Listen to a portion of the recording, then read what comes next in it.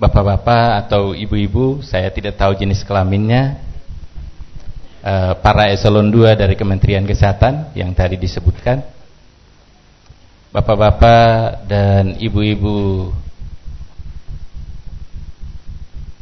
orang-orang besar dari luar NTT, Dekan FK Undana, Ketua Panitia, Bapak Ibu dan saudara-saudara sekalian yang saya hormati, distinguished guests, ladies and gentlemen, good morning. I'm very sure that most of you can speak English. I would like to deliver my speech and mostly in English, if you don't mind. Yeah, I was graduated from Australia. I spent 6.5 years there, so it should be enough for me to make some speech in English. So anyway, I would like to thank you all for being able to make it to Kupang. You have come exactly to the right place to discuss the very issues relating to MDGs, and most importantly and most particularly the issues relating to MDGs 4, 5 and 6. Why have I said that you have come to the right place? NTT has been one of the provinces of Indonesia that has always been lagging behind the other provinces in Indonesia.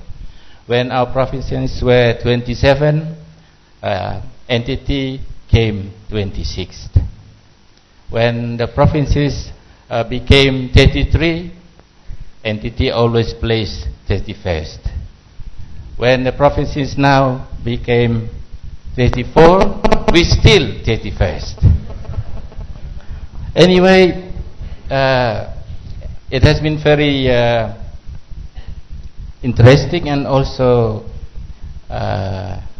encouraging to us to have you all and being able to sit down together for a few days and discussing the most important and most pressing issues relating to the livelihood of the people, not only in NTT, not only in Indonesia, but in other parts of the world. Because more and more we're becoming global village, members of the global village. So we can no longer think about the MDG 4 and 5 and 6 of the Indonesians alone. We should be able at the same time think about what we should be thinking and doing about the MDGs 4 and 5 and 6 about our brothers and sisters in Africa, in the Middle East and many other parts of the world. So what we are talking, when we talk about MDGs, we are not talking just about Indonesia. We're talking about everyone else's MDGs.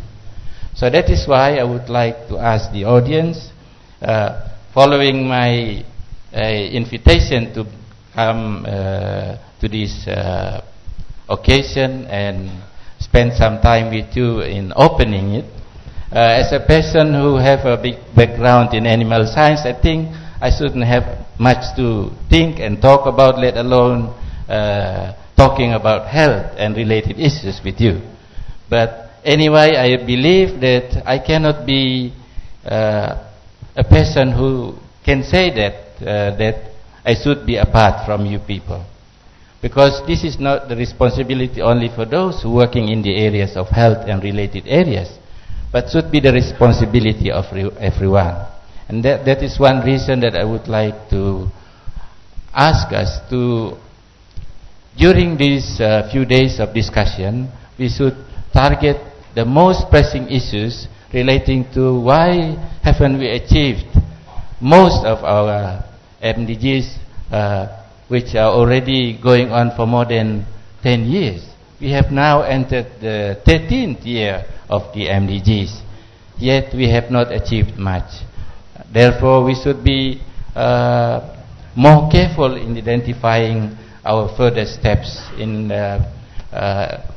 order to sharpen our perceptions and make the appropriate recommendations, not only through in-depth discussions, but also through research recommendations appropriate for all of us to make the right decisions.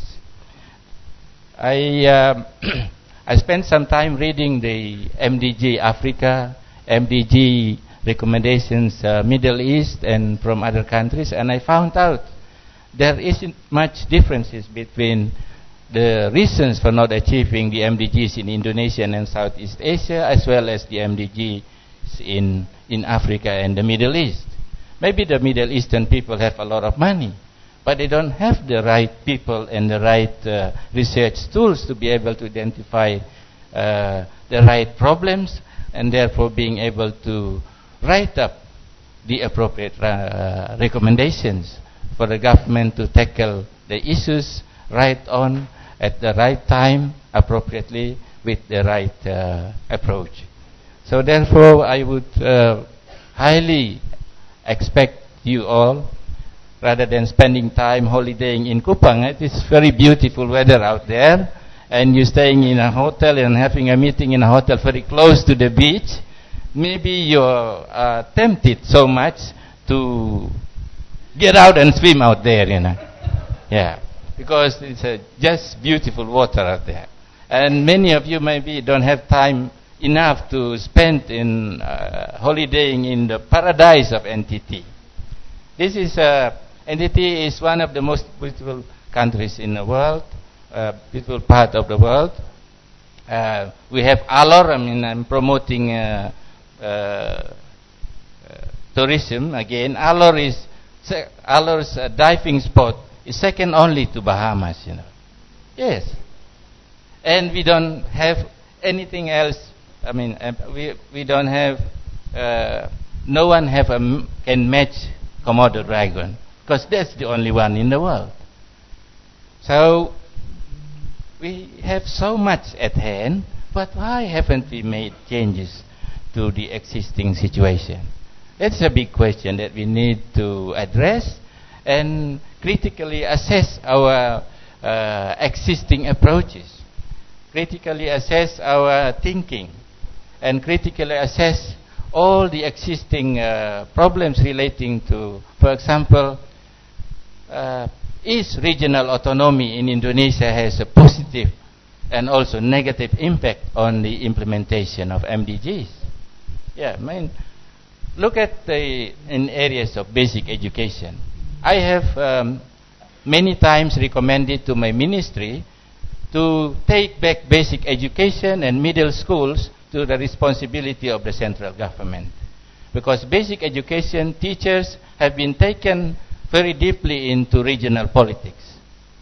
So there is a lot of problem relating to basic education, because the teachers are also being pushed to take part in practical politics. So for that reason, we don't have much expectation for significant improvement in the areas of basic education relating to the implementation of regional autonomy.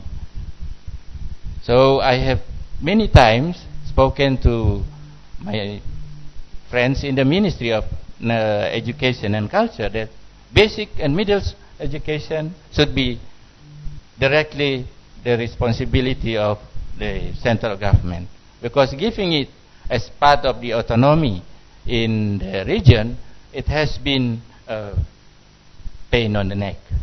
Yeah, I have seen many head of schools and headmasters became head of sub-districts. They prefer to be on red-plated cars rather than being in schools. Why I have touched on the basic education? Because we cannot work on completing the issues of MDGs 4, 5, and 6 without also thinking about our success and failure in the basic education. Because without educating our people, it's very difficult to expect that they can have a healthy lifestyle, It's complementary to each other. We can target 4, 5, and 6, but we need to also think about education, basic infrastructures, and the commitment of the regional governments. So I mean, I'm not trying to be an expert in this area, but I'm just speaking from my heart what I feel about what what we have been doing, what we have achieved, and what we have largely unachieved in the last 10 or 13 years of the MDG implementation in the world, in Indonesia and NTT, etc. So finally, before I conclude, I would like to ask us all, spend your time in Kupang wisely in order to make sure that we can make the appropriate recommendations of each committee meetings, whether it will be in the mother and children health and research area relating to monitoring and evaluation of the process. And remember, to me, 26 trillion rupiah is not much when you have come to talking about 80 to 90 millions of people. That's not much at all. You can think of 26 trillion, that's only about 2.6 or 2.8 billion US dollars. We need a lot more money to make sure that this works. We need a lot more commitment. But with that small amount of money, we need a lot of wholehearted commitment to make sure that what we are doing, what we are talking about, is really happening down at the village level. If not, because I remember this is your fourth meetings, I hope you don't have any fifth meeting. Because when you come to the fifth meeting, you will get bored and you really use that fifth meeting as your holiday. Yeah. So please don't have another fifth meeting of the same, because it will going to be very unfruitful. So I would recommend personally that you may stop meetings and start doing something in reality at touching those who are really in need of your actions. I mean, I'm doing my actions myself because I'm a person working in the area of animal husbandry. I'm pushing towards making sure that beef and other kinds of meat and animal proteins are available for the people. Although we still have problems importing meat from overseas, and we have problems with many other things relating to provision of healthy food for our people. So anyway, I would thank you so much for making sure that you are here in Kupang.